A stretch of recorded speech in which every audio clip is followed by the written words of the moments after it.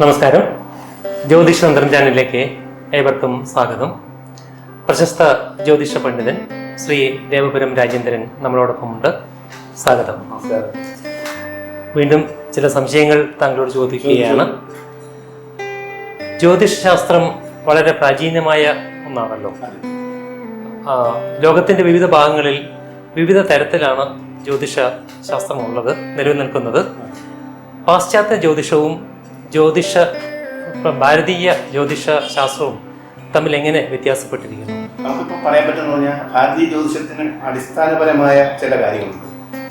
സമയം, രീതി, നക്ഷത്രഫലങ്ങൾ, പ്രശ്നമാർഗങ്ങൾ, പ്രശ്ന രീതികൾ, ഇങ്ങനെ എല്ലാം കൂടി കുഴഞ്ഞതാണ്. അത് വെറ്റില ജ്യോതിഷമുണ്ട്, കവടിശാസ്ത്രമുണ്ട്, അങ്ങനെ ഒരുപാട് ശാസ്ത്രങ്ങൾ പലരും പല രീതിയിൽ അവർ പഠിച്ച രീതി അനുസരിച്ചിട്ടാണ് ഇത് ചെയ്തത്. ഇത് ശാസ്ത്രങ്ങളെ കയറുന്നത്. അപ്പോൾ പ്രാചീന ജ്യോതിഷം ഇപ്പോൾ അമേരിക്കയിൽ, അതിപ്പോൾ അറബ് നാട്ടിലുണ്ട്. ഞാൻ സൗദിയിൽ ജോലി ചെയ്തിട്ടുള്ളതാണ്. അറബികൾക്കും ഉണ്ട് ജ്യോതിഷം, അറബി ജ്യോതിഷമുണ്ട്. അപ്പോൾ എല്ലാവരും എന്തിനെ വിശ്വസിക്കുന്നു, അടിസ്ഥാനപരമായി ഓരോ രീതിയിൽ പഠിച്ചു വരുന്ന ഭാഗങ്ങളാണ് ഇതിന്. ഇതിന് മറ്റൊരു കാര്യം നമ്മൾ മനസ്സിലാക്കേണ്ടത്, ഉൽപ്പത്തി എന്നും അനുകരണം എന്നും രണ്ട് വിധം എല്ലാവർക്കും.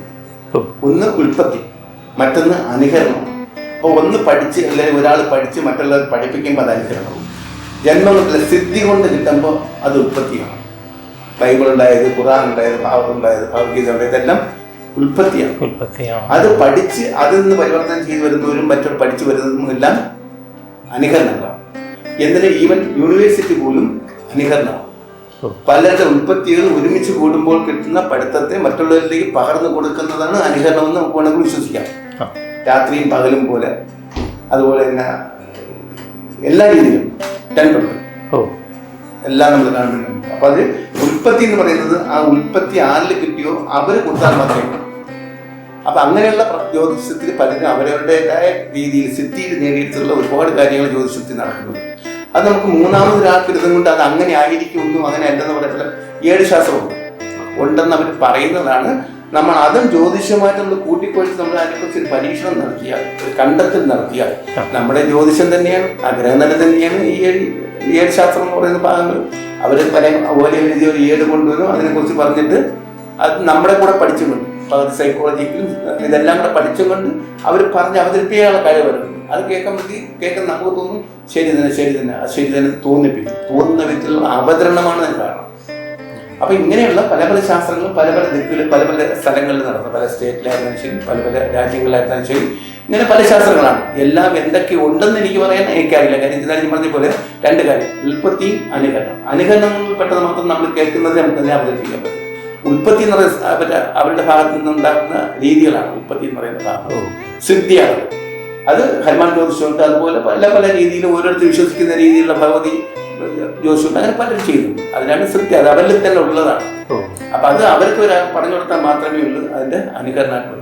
അതുകൊണ്ട് നമുക്ക് പ്രാചീന ജ്യോതിഷം ഇതുമായിട്ടുള്ള വ്യത്യാസത്തെ നമ്മൾ പറയുമ്പോൾ എനിക്ക് കൂടുതൽ പറയാനുള്ള ഇതില്ല. എന്റെ അനുഭവങ്ങളിൽ നിന്ന് ഞാൻ മനസ്സിലാക്കിയ ഭാഗങ്ങൾ മാത്രമേ എനിക്ക് പറയാൻ പറ്റൂ. ശരി. ഇപ്പൊ താങ്കൾ പറഞ്ഞല്ലോ ഏഴ് ശാസ്ത്രത്തെ കുറിച്ച്, അതിന്റെ ഒരു വിശദീകരണം നൽകാമോ? ഏഴ് ശാസ്ത്രത്തെ കുറിച്ച് ഞാൻ മനസ്സിലാക്കിയെടുത്തോളം നമ്മുടെ ഈ ജ്യോതിഷം, നമ്മളെഴുതുന്ന ഗ്രഹനില, ആ ജ്യോതിഷം തന്നെയാണ് ഏഴ്.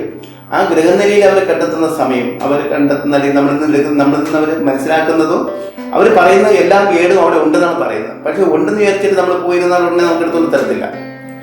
ഇപ്പോൾ നമുക്ക് തമിഴ്നാട്ടിൽ ഇതിന്റെ പ്രധാനപ്പെട്ട ഒരു ഭാഗമുണ്ട്.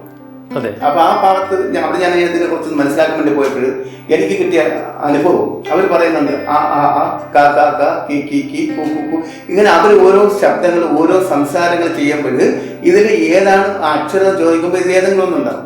അപ്പോൾ ഇനി ഞാൻ ശരി മനസ്സിലായത്. അപ്പോൾ നമ്മൾ പറയും അത് ഉണ്ടെന്ന് പറയും. അപ്പോൾ അവർ പറയും ബാലകൃഷ്ണൻ നല്ല ബാലന്റെ പേര് ബാല എന്താണെന്ന് ചോദിക്കും. ഉണ്ടല്ലോ ബാലകൃഷ്ണൻ അച്ഛൻ്റെ പേരൊക്കെ നമ്മൾ പറയും ഉണ്ടെന്ന് പറയും. അപ്പോൾ അവർക്ക് മനസ്സിലാവും, ഏകദേശം മനസ്സിലാവും. അപ്പോൾ വർഷം ചോദിച്ചു കഴിഞ്ഞിരുന്നാൽ അത് കറക്റ്റായി പറയത്തില്ലെങ്കിൽ അവർ പറയും ഒരിക്കലും വരാൻ പറയും. അതിന് നമ്മൾ പറയുന്നതെന്ന് അവർക്ക് മനസ്സിലായാൽ അവരെപ്പോഴും തന്നെ ചെന്നൊരു ഗ്രഹനില ഉണ്ടാക്കി ഒരു ബുക്ക് എഴുതി അതിന്റെ ഫലങ്ങൾ അവർ കറക്റ്റായിട്ട് അന്നത്തെ ദിവസത്തെ രീതി നമ്മൾ ജാതകം എഴുതുന്നതൊക്കെ അവർ എഴുതി തരാറുണ്ട്. സ്വാഭാവികമായിട്ട് ഇതിനെക്കുറിച്ച് തിരിച്ചറിയുന്നവർക്ക് മനസ്സിലാവും ഇത് ജാതകമാണ്, ഗ്രഹനിലയാണെന്ന് മനസ്സിലാവും. ഇല്ലാതെ പോകുന്നവർക്ക് പെട്ടെന്ന് മനസ്സിലാവും ഇത് ഇവിടെ ഇരിക്കുന്ന ഏഴ് ശാസ്ത്രമാണ്, ഏടുന്ന് എടുത്താണെന്ന് മനസ്സിലാവും. ഇതിന്റെ സത്യാവസ്ഥ നമുക്ക് മനസ്സിലാവും. മൊത്തം ഒരുമിച്ച് പരിശോധിച്ചാൽ മാത്രമേ അതിന്റെ സത്യാവസ്ഥ നമുക്ക് മനസ്സിലാവൂ. എല്ലാവരുടെ ഉണ്ട് കോടാനുകോടി ജനങ്ങളുടെ എല്ലാവരുടെയും ഇടപെടുന്നവർ പറയുമ്പോൾ വിശ്വസിക്കാൻ വേണ്ടി ആ സ്ഥലം തന്നെ തരാറ്. അപ്പോൾ അത് നമ്മൾ മനസ്സിലാക്കുന്ന യുക്തി പോകുന്ന യുക്തി അനുസരിച്ചിട്ടാണ് അതിനെക്കുറിച്ച് വിശ്വസിക്കണോ വേണ്ടത് തീരുമാനിക്കുക. പക്ഷേ പറയുന്നൊരു സത്യങ്ങളുണ്ട്, അത് ഒരു ശാസ്ത്രമാണ്. കാര്യം ജ്യോതിഷം എന്ന് പറയുന്ന ഗ്രഹനിരയിൽ നിന്ന് എടുക്കാവുന്ന കാര്യങ്ങളെല്ലാം അതിലുണ്ട്. അവർ ബുക്കിൽ എഴുതി തന്ന എഴുതി തന്ന കറക്റ്റ് ഗ്രഹനിരയാണ്. അപ്പോൾ അവർ എങ്ങനെ അത് എടുത്തുന്നുള്ളത് രണ്ടാം ഭാഗം. അപ്പോൾ താങ്കൾ ഇപ്പോൾ ഇങ്ങനെ വിശദീകരിച്ചല്ലോ. അപ്പോൾ ഒരു സംശയം, നല്ല ജ്യോതിഷ്യാവാൻ അനുഷ്ഠിക്കേണ്ട കാര്യങ്ങൾ എന്തൊക്കെയാണ്? ഏതാണ്ട് എത്ര കാലം ഇത് പഠിക്കേണ്ടി വരുന്നു? നമുക്ക് നല്ല ജ്യോതിഷി ചീത്ത ജ്യോതിഷി എന്നൊന്നുമില്ല. നല്ല ജ്യോതിഷി ആകാൻ എന്ന് പറയുമ്പോൾ ജ്യോതിഷത്തെക്കുറിച്ച് അറിയാനെന്ന് മാത്രമേ നമുക്ക് പറയാൻ പറ്റൂ. അതിന് എത്ര കാലമൊന്നും പറയാൻ പറ്റില്ല. അത് അവരുടെ അഭിരുചിയാണ് പ്രധാനം. ഇപ്പോൾ ഗ്രഹനില എഴുതുമ്പോൾ ഞാൻ എൻ്റെ ഗ്രഹനില ഒരു ജ്യോതിഷി, അതായത് എൻ്റെ ഗുരുനാഥൻ എന്നെ കൊണ്ട് എഴുതിച്ചപ്പോൾ പറഞ്ഞു കഴിഞ്ഞാൽ ഞാൻ മുൻചെന്നും ജ്യോതിഷിയായിരുന്നു, എനിക്ക് ബ്രഹ്മത്വമുണ്ട്, അതുകൊണ്ട് ഞാൻ പറയുന്ന ഭാഗങ്ങളും പ്രവചനങ്ങൾ കറക്റ്റായിരിക്കും എന്ന് ഭാഗം പറഞ്ഞു. അപ്പം അങ്ങനെയുള്ളവരെയാണ് ഞാൻ നേരത്തെ പറഞ്ഞത് സിദ്ധം ജന്മസിദ്ധമായി കിട്ടുന്ന ഒരു രീതിയാണ്. അപ്പം അങ്ങനെ എടുക്കുന്നവർക്ക് അവർ അതിനെക്കുറിച്ച് അതിൻ്റെ ബേസ് മാത്രം പഠിച്ചിട്ട് തന്നെ ചിലപ്പോൾ എല്ലാം പഠിക്കാൻ പറ്റും. അതിന് വർഷം കാലാവധി നമുക്ക് പറയാൻ പറ്റില്ല. പക്ഷെ അവർ അനുഷ്ഠാനം ചെയ്യേണ്ടത് ഒന്നുകിൽ അവരുടെ കുടുംബദേവത, അല്ലെങ്കിൽ അവരുടെ ഇഷ്ടദേവത, അല്ലെങ്കിൽ അവരുടെ നക്ഷത്രദേവത, ഏതെങ്കിലും ഒരു ദേവതയെ അവർ തൃപ്തിപ്പെടുത്തി ആ അനുഷ്ഠാന ദേവതയായിട്ട് അവർ കൊണ്ട് ആചരിക്കുകയാണെങ്കിൽ ആ ദേവതയുടെ സഹായം അവർക്ക് സഹായമാണ്. അതിനുണ്ടാവുന്ന ഭാഗമാണ് സിദ്ധിപരമായിട്ട് അവർ ചെയ്യുന്ന ഭാഗങ്ങൾ. അവർക്ക് ജന്മം കൊണ്ട് തന്നെ പ്രവചന യോഗം എന്നൊരു യോഗമുണ്ട്. ശനിയും ഗുളികനും ഒരുമിച്ച് നിൽക്കുമ്പോൾ അത് പ്രവചന യോഗമാണ്. അത് രണ്ട് ധനസ്ഥാനമെങ്കിൽ ധനം വരും, 10 കർമ്മസ്ഥാനത്താണെങ്കിൽ അവർ തൊഴിൽ തന്നെയായിരിക്കും. അത് രണ്ട് സ്ഥലത്ത് ധനസ്ഥാനത്ത് വരുമ്പോഴത്തേക്ക് അത് ജ്യോതിഷം അവർക്ക് വരുമാന മാർഗമാവും. അപ്പം ഇത് നിൽക്കുന്ന ഭാഗങ്ങളെ കൊണ്ടിട്ടാണ് ഈ ജ്യോതിഷം എന്ന് പറയുന്നത്. ജ്യോതിഷം അല്ല, എല്ലാ ശാസ്ത്രങ്ങളും എങ്ങനെയാണ്. ഇപ്പം ചന്ദ്രകേന്ദ്രത്തിൽ ബലവാനായ രാഹുർ നിന്നാൽ വൈദികനാവുന്നതിന് പ്രമാണമുണ്ട്. അപ്പോൾ ഒരാൾ എങ്ങനെ എന്താവും ആരാകും നമ്മൾ അറിയുമ്പോൾ ഇത് പ്രധാന ഘടകമാണ്. അപ്പോൾ നമ്മൾ പറയും മറ്റുള്ള ഗുണങ്ങളും വ്യാഴം മറ്റു ശുക്രനൊക്കെ അവർക്ക് ബലത്തിലാണ്, അവർക്ക് അനുഭവഭാഗ്യമുണ്ട്. ചന്ദ്രകേന്ദ്രത്തിൽ ബലവാനായി രാഹുർ നിൽക്കുന്നുവെങ്കിൽ അവർ പൂർണ്ണമായും വൈദികനാവും, അത് ഉറപ്പാണ്. ഒന്നുകിൽ മരുന്ന് ചെയ്യും, അല്ലെങ്കിൽ വൈദികനാവും, ഉപദേഷ്ടാവാകും. അപ്പം അതെല്ലാം വൈദികനാണ്. അപ്പം ജ്യോതിഷം പഠിക്കാൻ അതൊരു യോഗമാണ്. പ്രവചന യോഗം ഉണ്ടെങ്കിൽ പറയുന്നത് പഠിക്കാനുള്ള യോഗമുണ്ട്. പഠിച്ചിട്ട് കാര്യമില്ല. ആ പഠിക്കുന്ന വ്യക്തി, ഏതൊരു വ്യക്തിക്കാണ് ജ്യോതിഷം പഠിക്കാനുള്ള ആഗ്രഹം, അവർ പഠിച്ചു കഴിഞ്ഞാൽ അവർ പറയുന്നത് നടക്കണമെങ്കിൽ ഈ നിമിടയോഗം വേണം. നിമിടയോഗത്തിൽ പറഞ്ഞത് പ്രവചന യോഗം വേണം. നിമിടയോഗം പോലെ പറഞ്ഞടയ്ക്കാനുള്ള യോഗമാണ് പ്രവചന യോഗവും. അപ്പോൾ പ്രവചിക്കുമ്പോൾ ഫലം പൂർണ്ണമായിട്ട് വരണമെങ്കിൽ അത് വേണം. അതില്ലാത്ത ഒരാൾ പഠിച്ചെന്ന് പറഞ്ഞുകൊണ്ട് പഠിക്കാൻ പറ്റും, ഫലം കിട്ടാൻ പറ്റും. അതുപോലെയാണ് ഡോക്ടർ വൈദ്യനും. ചന്ദ്രകേന്ദ്രത്തിൽ ബലവാനായ രാഹുർ നിന്നാൽ മാത്രമേ മരുന്ന് കൊടുത്താൽ ഫലം കേൾക്കുള്ളൂ. പക്ഷെ അവർക്ക് മരുന്ന് കൊടുക്കാതില്ല, പച്ചവെള്ളം കൊടുത്താൽ പോലും ഫലത്തിൽ കിട്ടും. അതാണ് വൈദികൻ. താങ്കൾ വൈദ്യൻ എന്ന വാക്ക് ഉപയോഗിച്ചുകൊണ്ട് ഞാൻ ചോദിക്കുകയാണ്. വൈദ്യരിൽ തന്നെ പാരമ്പര്യ വൈദ്യരുണ്ട്, ആയുർവേദം പഠിച്ചെടുക്കുന്ന വൈദ്യന്മാർ, ഡോക്ടേഴ്സ് നിലവിലുണ്ട്. അതുപോലെ ജ്യോതിഷത്തിലും ഉണ്ടല്ലോ. ഇപ്പോൾ പലരും താങ്കളെ പോലെ ജ്യോതിഷം പഠിച്ചെടുക്കുന്നു. പരമ്പരാഗതമായി പാരമ്പര്യമായി തലമുറയായിട്ട് അവരിങ്ങനെ ജ്യോതിഷം പഠിച്ചു വരുന്നവരുണ്ട്. ഇതിൽ വല്ല വ്യത്യാസങ്ങളും ഉണ്ടാവാറുണ്ടോ? ഇവർ പറയുന്ന ഫലങ്ങൾ ഇപ്പോൾ ജ്യോതിഷം ജാതകം എഴുതുമ്പോഴത്തേന് അവർ പലതും പല രീതിയിൽ ചെല്ലുന്നുണ്ട്. അവർ ആ ഗ്രഹങ്ങളെ ബേസ് ചെയ്ത് പറയുമ്പോഴത്തേക്ക് ഗ്രഹങ്ങൾ ഏത് ജ്യോതിഷി പറഞ്ഞിരുന്നാലും അല്ലെങ്കിൽ പഠിച്ചിരുന്നാലും ഒരു ഗ്രഹത്തെ കൊണ്ട് പല ഫലങ്ങളുണ്ട്. അപ്പോൾ ആ പല ഫലങ്ങൾ പറഞ്ഞു വരുമ്പോഴത്തേക്കാണ് അതിൻ്റെ വ്യത്യാസങ്ങൾ ചിലർ പറയുമ്പോഴത്തേക്ക് ഇന്നാര് പറഞ്ഞു നടന്നില്ല എന്ന് പറയുന്നത്.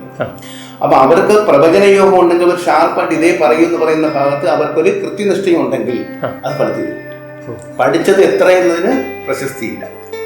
എന്തുമാത്രം പഠിപ്പോൾ ജ്യോതിഷം നോക്കുമ്പോൾ എൻ്റെ ഗുരുനാഥൻ പറഞ്ഞെന്ന ഒരു കാര്യം പറ്റുന്നതാണ്. നമ്മൾ ജ്യോതിഷം പറയണമെന്ന് നിർബന്ധമല്ല, പക്ഷേ ആരോട് പറയുന്നു എന്നതെങ്കിലും മനസ്സിലാക്കാൻ കഴിയാത്ത ഒരു വ്യക്തിയും ജ്യോതിഷിയല്ലെന്നാണ്. നമുക്ക് മുമ്പിൽ ഒരാൾ വരുന്ന പരീക്ഷണങ്ങൾക്ക് വരാം, നിരീക്ഷണങ്ങൾക്ക് വരാം, നമ്മളുടെ സമ്പാദത്തിന് വരാം, പല രീതിയിലും വരാം. പക്ഷെ വന്നിരിക്കുന്ന ആൾ വലത്തേക്കാൾ നമ്മുടെ വാതിൽ മുന്നിൽ വയ്ക്കുമ്പോൾ നമ്മൾ മനസ്സിലാക്കണം അവൻ ആരാണ്. ചോദിക്കാതെ മനസ്സിലാക്കണം അവൻ്റെ പേരെന്താണ്.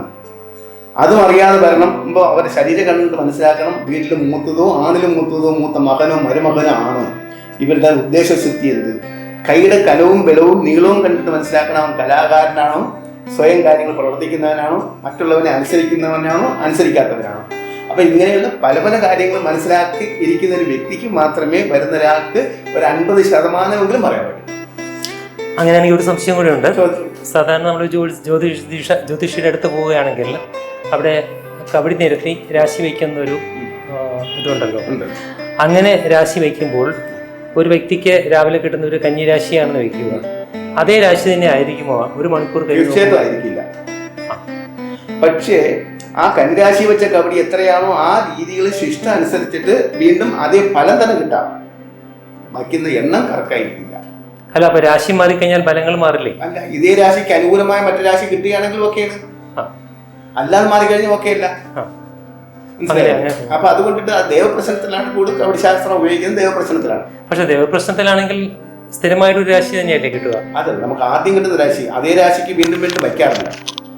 കിട്ടുന്ന രാശി തന്നെയാണ് ഉറപ്പിക്കുന്നത്. അവിടെ നിന്നും കൊണ്ട് എല്ലാ ജ്യോതിഷിക്കും അറിയാം, രണ്ടാമത് വെച്ചാൽ കിട്ടത്തില്ല.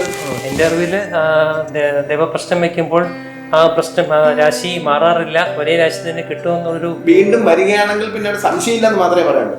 അപ്പൊ വീണ്ടും അത് മാറി വരികയാണെങ്കിൽ പിന്നെ അവർക്ക് സംശയങ്ങളുണ്ട്. അല്ല, അവിടുത്തെ ദേവസങ്കല്പം ഏതാണോ ആ രാശി തന്നെയാണ് സ്ഥിരമായിട്ട് വരിക എന്ന ഒരു. അത് ചിലർ വയ്ക്കുമ്പോൾ അത് ഞാൻ ദേവപ്രശ്നത്തിന് രാശി നോക്കിയിട്ടില്ല, വയ്ക്കുന്നിടത്ത് പോയിട്ടേ. പക്ഷെ എന്റെ വായനാശീലത്തിലുണ്ടായ അനുഭവങ്ങളിലുണ്ടായത്, ഇപ്പൊ ആദ്യം വയ്ക്കുന്ന ആ ഗ്രഹം ആ ലഗ്നം കണ്ടു കഴിഞ്ഞാൽ അതിനെ ബേസ് ചെയ്ത് മൊത്തം ദേവതയെ കൊണ്ട് പഠിക്കാൻ വേണ്ടിയിട്ടാണ് വീണ്ടും വീണ്ടും വീണ്ടും. അതിന് അടുത്ത ജ്യോതിഷികളുണ്ടാവും, അടുത്ത അമ്പലത്തിലെ ഭാരവാഹികളുണ്ടാവും. അവർ ഒന്ന് വെച്ച് കഴിഞ്ഞ് അത് പൂർണ്ണമായും തെളിഞ്ഞു കഴിഞ്ഞ് അടുത്ത ആൻസർ കിട്ടിയ അടുത്തതിനെ കുറിച്ച് പോകും. അപ്പോൾ പ്രശ്നം മാറ്റി വെക്കും. അപ്പോൾ കബഡിയുടെ സംഖ്യ മാറും. അങ്ങനെയാണ്, അല്ല ഒന്നിടത്തിനെ വെച്ചുകൊണ്ട് മൊത്തം പറയാൻ പറ്റത്തില്ല. കബഡിശാസ്ത്രത്തിൽ അങ്ങനെയുള്ളതാണ്. ഇപ്പൊ ഇന്നത്തെ ഒരു പ്രവണത പല ജ്യോതിഷികളെ സമീപിക്കുമ്പോൾ പലർക്കും നമ്മൾ വായിച്ചറിയുന്നതൊക്കെയാണ് മന്ത്രവാദം. അത് ഈ ജ്യോതിഷം പ്രശ്നപരിഹാരത്തിനായി മന്ത്രവാദികളെ ഉപയോഗിക്കുന്ന രീതിയൊക്കെ പലയിടത്തും കണ്ടിട്ടുണ്ട്. അതിനെക്കുറിച്ച് എന്താണ് അഭിപ്രായം? ജ്യോതിഷം എന്ന് പറയുന്ന ഭാഗവും മന്ത്രവാദം എന്ന് പറയുന്ന ഭാഗം രണ്ടാണ്. ഇതിന്റെ ഏജന്റ് വഴി ഉണ്ടാകാവുന്ന മന്ത്രവാദമുണ്ട്, കമ്മീഷൻ വഴി വരുന്ന മന്ത്രവാദമുണ്ട്, ആവശ്യം ഉള്ളതിനും ഇല്ലാത്തതിനും മന്ത്രവാദമുണ്ട്. പക്ഷേ ഞാൻ അത്തരം കാര്യങ്ങളൊന്നും പറയാറില്ല. മന്ത്രവാദം എന്ന് പറയുന്നത് പലരും പല രീതിയിലാണ്, പല കാഴ്ചപ്പാടാണ്. മന്ത്രവാദം കൊണ്ട് തീർക്കേണ്ട ചില അസുഖങ്ങളുണ്ട്, ചില കാര്യങ്ങളുണ്ട്.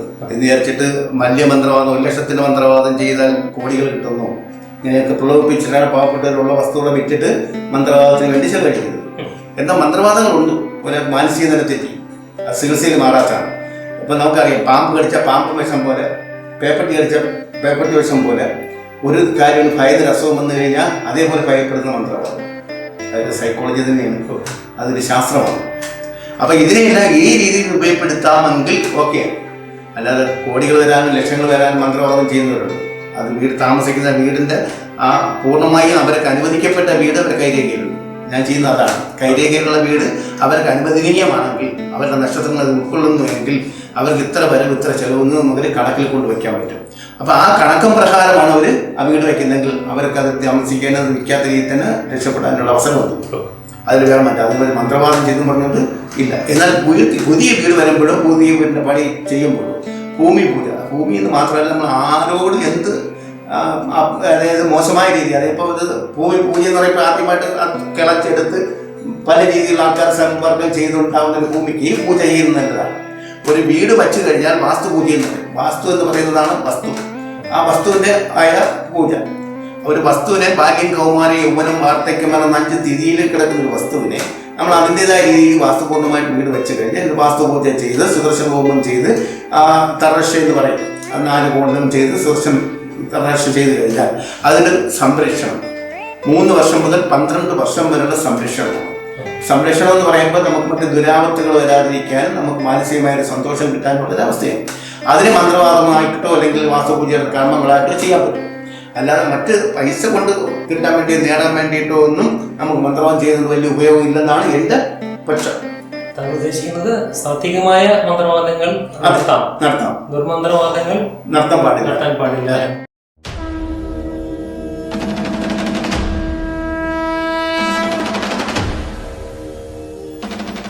സമൂഹം ആഗ്രഹിക്കുന്ന ചില ചോദ്യങ്ങളാണ് ഞാനിവിടെ ചോദിച്ചത്. ഞാൻ ചോദിക്കാൻ വിട്ടുപോയ പല സംശയങ്ങളും പലർക്കും ചോദിക്കാനുണ്ടാവും. അദ്ദേഹം അതിന് ഉത്തരം പറയാൻ സന്നദ്ധനായി ഇവിടെ ഉണ്ടാവും. എല്ലാവരും പ്രേക്ഷകരുടെ സംശയങ്ങൾ നേരിട്ട് അദ്ദേഹത്തോട് ചോദിക്കാവുന്നതാണ്. അദ്ദേഹത്തെ കോൺടാക്ട് ചെയ്യേണ്ട നമ്പറുകൾ താഴെ കൊടുക്കുന്നു. വീണ്ടും അടുത്ത എപ്പിസോഡിൽ കാണാം. നന്ദി, നമസ്കാരം.